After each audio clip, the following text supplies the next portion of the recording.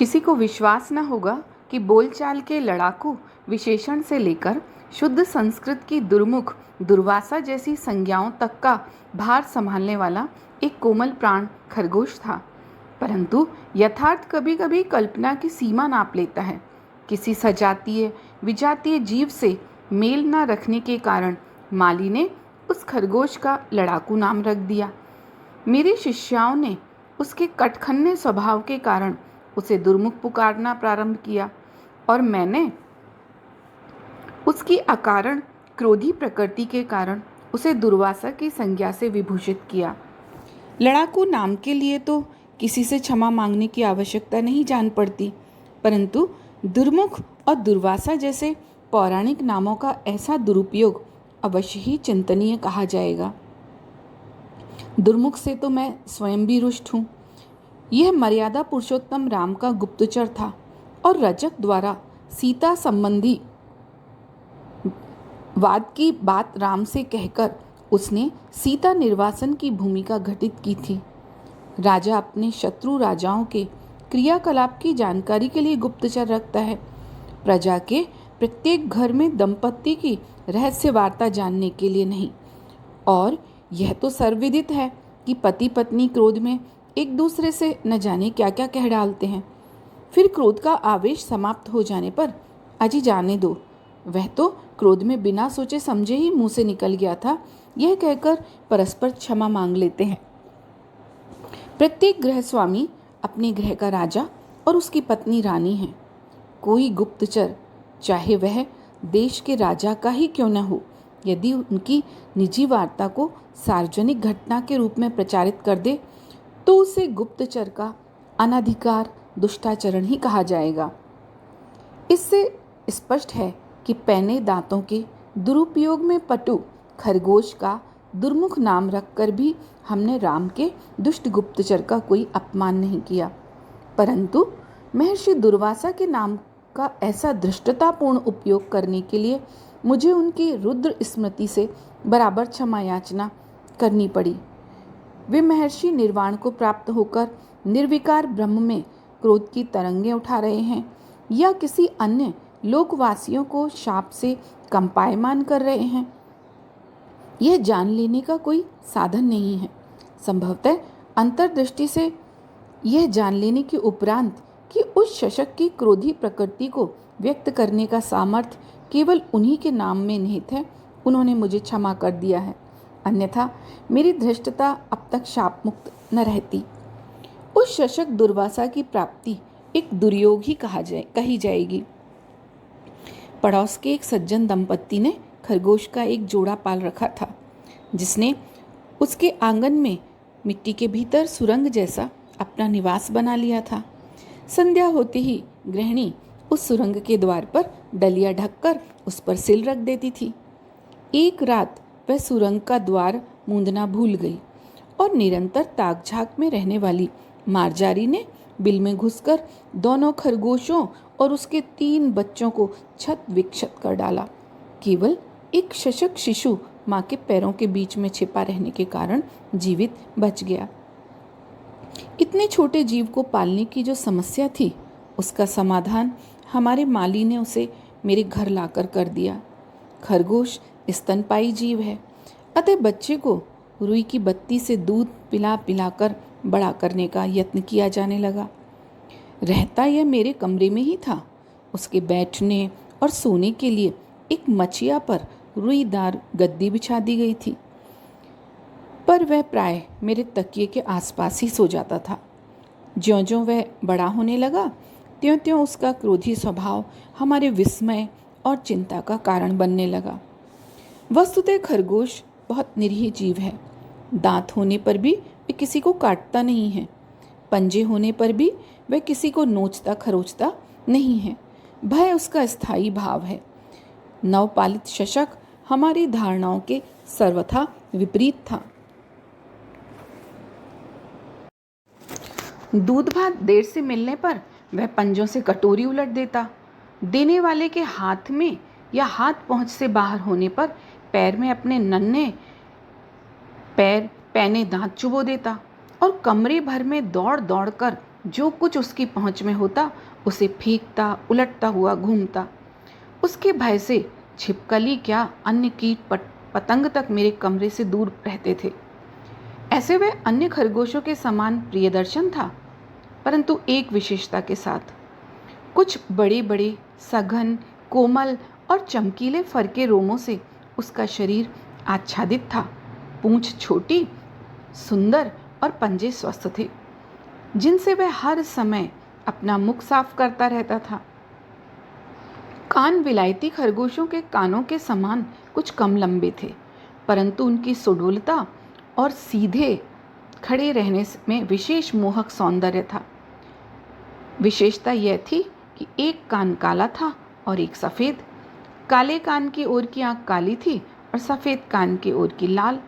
सामान्यतया सफ़ेद खरगोश की आंखें लाल और काले या चितकबरी की काली होती हैं, परंतु इस खरगोश की दोनों आंखों ने अपने दो भिन्न भिन्न रंगों से उस नियम का अपवाद उपस्थित कर दिया था। कभी कभी लगता मानो दो भिन्न खरगोशों का आधा आधा शरीर जोड़कर एक बना दिया गया हो और आंखों में एक ओर नीलम और दूसरी ओर रूबी का चमकीला मन का जड़ दिया हो। स्वजाति की सतर्कता और आतंकित मुद्रा का उसमें सर्वथा अभाव था। मेरे कमरे में स्प्रिंगदार जाली के दरवाजे लगे हैं और खिड़कियों में भी जाली है। अचानक किसी कुत्ते बिल्ली के भीतर आ जाने की संभावना नहीं रहती थी, परंतु जाली के बाहर तो वो प्राय आकर मेरी प्रतीक्षा में खड़े ही हो जाते थे। खरगोश न भागता, न कहीं छिपने का प्रयत्न करता, वरन जाली के पास आकर क्रोधित मुद्रा में अपनी दोनों काली लाल आंखों से उन्हें घूरता रहता। बिल्ली यदि जाली के पार खिड़की पर आकर बैठ जाती तो वह अपने पिछले दोनों पैरों पर खड़े होकर उसे देखता और मुख से विचित्र क्रोध भरा स्वर निकालता। मेरे कमरे में दुर्मुख के रहने से शेष पशु पक्षियों को निर्वासन ही मिल गया था। इसी से जब वह कुछ बड़ा, हष्टपुष्ट और चिकना हो गया, तब मैंने उसे अपने पशु पक्षियों के रहने के लिए बने जाली घर में पहुंचाना उचित समझा। वहाँ आधा फर्श सीमेंट का है और आधा कच्ची मिट्टी का, क्योंकि खरगोश जैसे जीव मिट्टी खोदकर अपने निवास बनाकर ही प्रसन्न रहते हैं। पिंजड़े या पक्के फर्श वाले घर में उनके जीवन का स्वाभाविक विकास और उल्लास रुक जाता है। दुर्मुख ने पहले तो मिट्टी खोदकर अपने रहने के लिए सुरंग जैसा घर बनाया और उस निर्माण कार्य से अवकाश मिलते ही जाली घर के अन्य निवासियों से युद्धम देही कहना प्रारंभ कर दिया। उसके झपटने और काटने के कारण कबूतर, मोर आदि का दाना चुगने के लिए नीचे उतरना कठिन हो गया। वे तब तक अपने अड्डों और झूलों पर बैठे रहते जब तक दुर्मुख अपने भोजन से तृप्त होकर सुरंग घर में विश्राम के लिए ना चला जाता। कभी कभी सुरंग में भी उसे अपने प्रतिद्वंदियों के नीचे उतरने की आहट मिल जाती। तब वह अचानक उन पर आक्रमण कर किसी को गर्दन और किसी के पैरों में अपने पैने दांत गड़ा देता और वे आर्त स्वर में कोलाहल करते हुए उड़ जाते। अंत में यह सोचकर कि दुर्मुख के क्रोधी स्वभाव के कारण संभवतः उसका स्वजाति शून्य अकेलापन है, मैं नखास कोने में बड़े मियाँ से एक शशक वधू खरीद लाई। वह हिमखंड जैसी चमकीली, शुभ्र लाल विद्रुम जैसी सुंदर आंखों वाली थी। इसी से उसे हम हिमानी कहने लगे।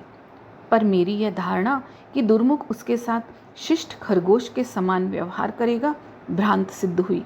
अपनी काली लाल आंखों में मानो धूम और ज्वाला मिलाकर आग्नेय दृष्टि से उसने नवागता को देखा और फिर आक्रमण कर दिया। बड़ी कठिनाई से हम उस बेचारी की रक्षा कर सके। अपने बिल में तो दुर्मुख ने उसे घुसने ही नहीं दिया और जब एक बार उसकी अनुपस्थिति का लाभ उठाकर हिमानी ने उसके सुरंग भवन में प्रवेश का साहस किया, तब सुरंग के स्वामी ने अचानक लौटकर उसे कानों से खींचते हुए बाहर ही नहीं निकाल दिया। उसके सुंदर, कोमल और हिमशुभ्र कानों को कुतर कर लहूलुहान भी कर डाला। निरुपाय हिमानी ने जब दूसरा बिल खोदकर उसमें कोमल हरी दूब बिछाकर अपना विश्राम कक्ष तैयार किया, तब दुर्मुख उस पर भी अपना अधिकार जमाने के लिए लड़ने लगा। फिर शीत के कुछ मास बीतने पर और वासंती ग्रीष्म के लंबे दिन लौट आने पर दुर्मुख की कलह प्रियता में कुछ थोड़ा सा अंतर दिखाई पड़ा। एक दिन जब हिमानी अपने बिल से 6 शावकों की सेना लेकर निकली तो जाली घर में ही नहीं, मेरे घर में भी उल्लासोत्सव की लहर बह गई। पर इस नवीन सृष्टि के आने के साथ ही दुर्मुख की अकारण क्रोधी प्रकृति भी अपने ध्वंसात्मक आवेश के साथ लौट आई। वे किसी भी बच्चे का पांव चबा डालता, किसी का कान कुतर डालता और किसी की पीठ में घाव कर देता। कदम्ब के फूल से फूले ये कोमल बच्चे रक्त से रंग बिरंगे हो उठते। हिमानी भी अपनी संतान की रक्षा के प्रयत्न में नित्य ही घायल होने लगी। लॉरेक्सिन मरहम, नेबरसल्फ पाउडर, रुई आदि की गंध से अशोक वृक्ष की छाया में मालती लता से छाया चिड़ियाघर भी अस्पताल का स्मरण दिलाने लगा। फिर एक दिन क्रोध में दुर्मुख ने 2 शशक शावकों की कोमल गर्दन अपने तीखे दांत से इतनी क्षत विक्षत कर डाली कि वे बचाए न जा सके। स्थिति इतनी चिंतनीय हो जाने पर मैंने उसे अलग रखने का निश्चय किया। बड़े जालीघर के पास एक छोटा जालीघर बनाकर उसमें दुर्मुख को स्थानांतरित कर दिया गया, जहां से वह देख सकता था परंतु उन पर आक्रमण करने में असमर्थ था। अपने निर्वासन में वह कुछ दिनों तक निष्फल क्रोध से छटपटाता रहा। फिर धरती खोदकर बिल बनाने में व्यस्त हो गया। बड़े जालीघर में जाने के लिए उसने ऐसा अव्यर्थ उपाय खोज निकाला था जिसकी हम कल्पना भी नहीं कर सकते थे। धरती के नीचे नीचे उसने एक इतनी लंबी सुरंग खोद डाली जो बड़े जालीघर के भीतर पहुंच गई और इसी से वह बड़े जालीघर में बिना रोक टोक आने लगा। माली ने बड़े जालीघर में खुलने वाली सुरंग के द्वार को पत्थर से बंद तो कर दिया, परंतु इससे दुर्मुख का आक्रमण रोकना कठिन था। वह नए नए द्वार बना लेता और जालीघर को जब तब रण क्षेत्र में परिवर्तित करता रहता। उसके बच्चे बड़े हो गए, फिर उनके भी बच्चे होने लगे, पर उनमें से न कोई दुर्मुख से लड़कर बल में जीत सका और न अपत्य स्नेह से उसका हृदय जीत सका। यदि मृत्यु उसे न जीत लेती तो यह क्रम निरंतर चलता रहता। फिर एक दिन जाकर देखा कि दुर्मुख निश्चेष्ट और ठंडा पड़ा है। वह एक सपोले की पूंछ की ओर का भाग उसकी दांतों में दबा है। सपोले के मुख की ओर का भाग उसके पंजों के नीचे था। प्राय खरगोश की गंध से सांप आ जाते हैं, क्योंकि वह उसके प्रिय खाद्यों में से एक है। संभवतः सांप का बच्चा गंध से जाली के भीतर घुस आया हो, क्योंकि बड़े सांप का तो उस जाली में प्रवेश कठिन था। दुर्मुख अपने स्वभाव के कारण ही उस पर झपट पड़ा होगा।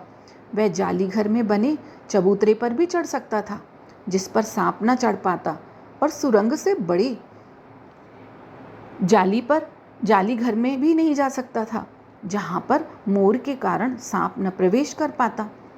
परंतु उसकी चिर लड़ाकू प्रकृति ने बचाव का कोई साधन स्वीकार नहीं किया। क्रोधी प्रकृति में भी पार्थिव रूप में मारक विष नहीं रहता। इसी से बेचारा दुर्मुख सपोलों का भी दशन विष सहन नहीं कर सका, परंतु मृत्यु से पहले उसने अपने शत्रु के 2 खंड करके उसका प्रतिशोध तो ले ही लिया। हमने बड़े जालीघर में उसकी समाधि बना दी है। मेरे 100 के लगभग खरगोश दुर्मुख की ही प्रजा हैं। इसे कम लोग जानते हैं। उसकी संतति तो अपने पूर्वज का इतिहास जानने की शक्ति नहीं रखती, परंतु मेरे घर में उसकी विशेषताओं की चर्चा प्राय हो जाती है। मेरे माली का आज भी निश्चित मत है कि उस खरगोश पर पहलवान जी की छाया थी। नहीं तो भला कोई खरगोश सांप से लड़कर उसके टुकड़े कर सकता है? पहलवान की समाधि कहीं पास ही है और उनकी शक्ति की इतनी ख्याति है कि दूर दूर से ग्रामवासी मनौतियाँ मनाने आते हैं।